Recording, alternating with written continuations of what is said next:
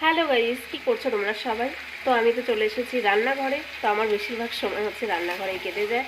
তো এখন আমি রান্না করছি হচ্ছে এই দেখো, এটা হচ্ছে শালগম আর হচ্ছে আলু দিয়ে চিংড়ি মাছ দিয়ে তরকারি করছি। আমার তো শালগমটা ভীষণ ভালো লাগে, যদি আমাদের বাড়ির ছেলেরা সেরকম একটা পছন্দ করে না, আমরাই করি।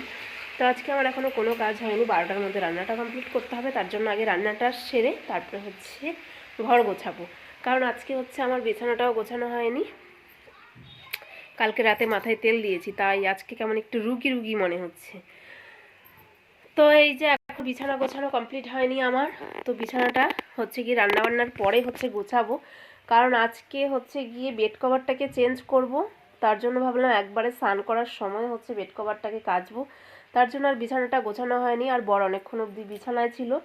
তো ওই জন্য সকালবেলায় আর গোছানো হয়নি। তো চলো এখন রান্না বান্নাটাকে সেরে আসি, তারপরে হচ্ছে বিছানা গোছাবো, স্নান করব। আর কোনো কাজ নেই আজকের মতন আর কি। তো রান্না মোটামুটি হয়ে গেছে। তো শালগমের তরকারিটা হবে আর একদিকে ভাত বসিয়েছি, তো এটাই। তো চলো রান্নাটা করে আসি ঝটপট, আবার তোমাদের সাথে পরে দেখা হবে।